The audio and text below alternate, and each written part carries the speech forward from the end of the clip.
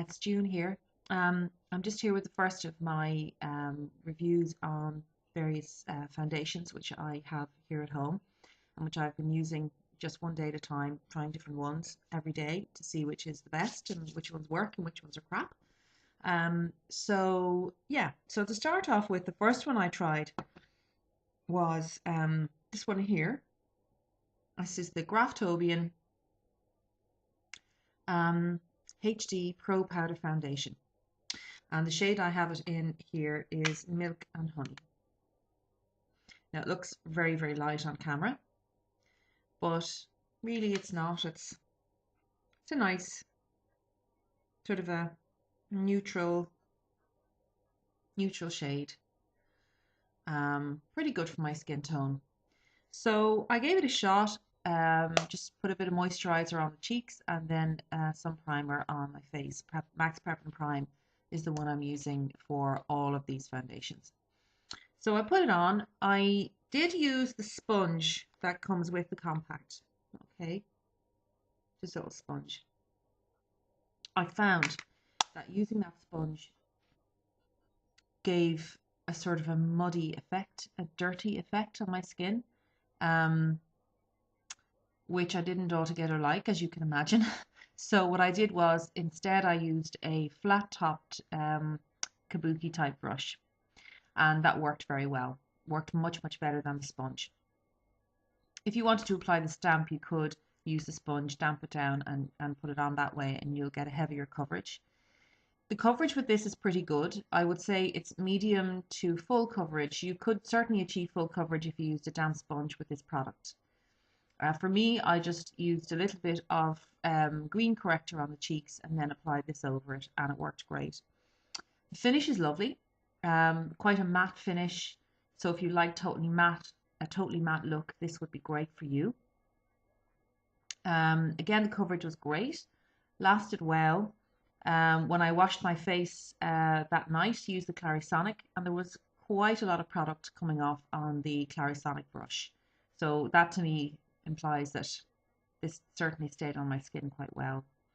I would certainly recommend it. I think it's an excellent product. It's available from graftobian.com or it's available from paintandpowderstore.com.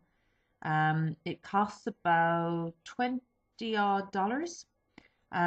So it's pretty good value. You get quite a lot of product. How much is in it?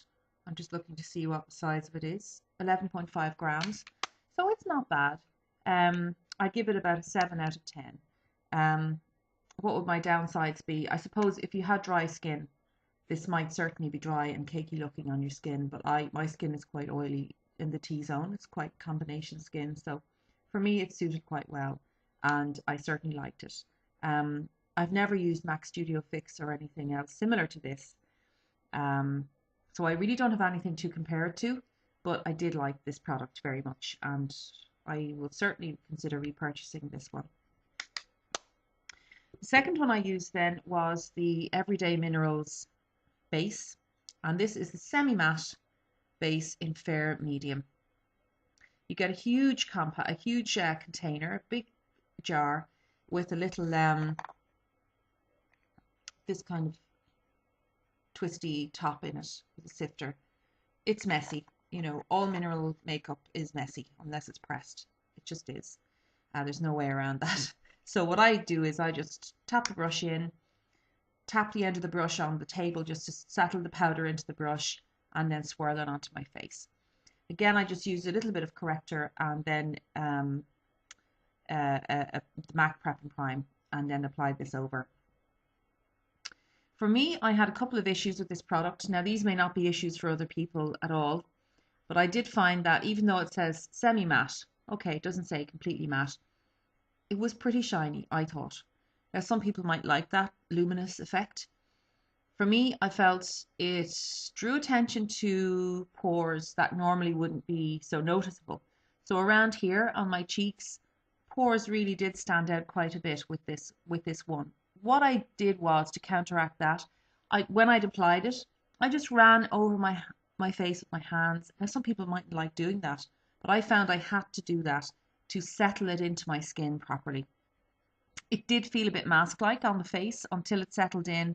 For the first hour or so, it felt quite stiff on my skin. So again, these are things that some people might have issues with, but those are things that happen with a lot of mineral makeup anyway. So if you use it, you'll be used to that. Coverage was excellent with this. The color match was really good for my skin. Did give very good coverage, neutralized redness really nicely. So overall, for me, I would say I'd give it about 5 to 6 out of 10. Good lasting power. Not quite as good as the previous foundation I'd used, the graftobian. Not quite as good as that. You would probably need to touch this up during the day if you were wearing it for a long time. But it was pretty good. Better than the Bare Minerals, which I've tried as well and didn't like at all. You know, but still does feel a bit stiff on your face and a little bit too shiny if you've got, you know, I mean, it will highlight your pores, no doubt about that. Then the third one I tried then was from Purely Cosmetics. This is just a little sample that I've got. And this is their Skin Smoothing Foundation in Neutral Light. Purely Cosmetics is a company I particularly like. I love their eyeshadows. They're amazing. They do some very nice finishing powders and priming powders. They do 100% silk powder, which is particularly nice for priming. I didn't use it on this occasion. I stuck to my Prep and Prime because I said that I would use that. This one I preferred to the Everyday Minerals.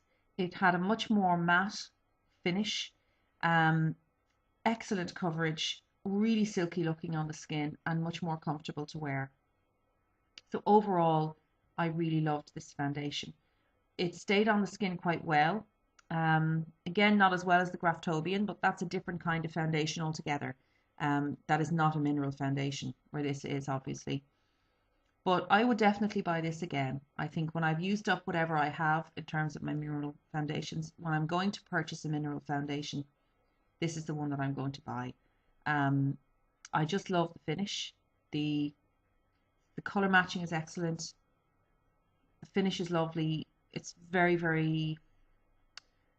natural, blends in really nicely, and it didn't highlight my pores, which was a big plus because a lot of mineral products do. So yeah, I would certainly give that one an 8 or 9 out of 10. And it has had very good reviews from other people as well.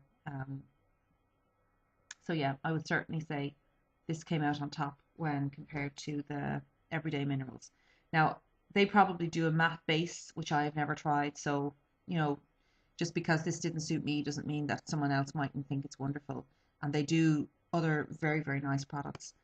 But for me, this is winning. Purely Cosmetics, definitely winning. So that's really it. I'm starting into my liquid foundations now.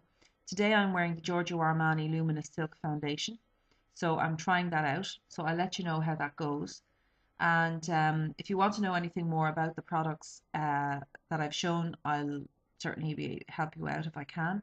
And I'll post a link to where you can get these products down below. And yeah, so thanks for watching. I hope this was okay. It's done in a mad rush as usual. But that's the start of it. I'm into it now and I've started, and I'm going to keep going till I've used every foundation I own, which is quite a lot. So that's it really. Yeah, so slow and live. Take care. Thanks for watching, and I'll talk to you soon. Bye bye.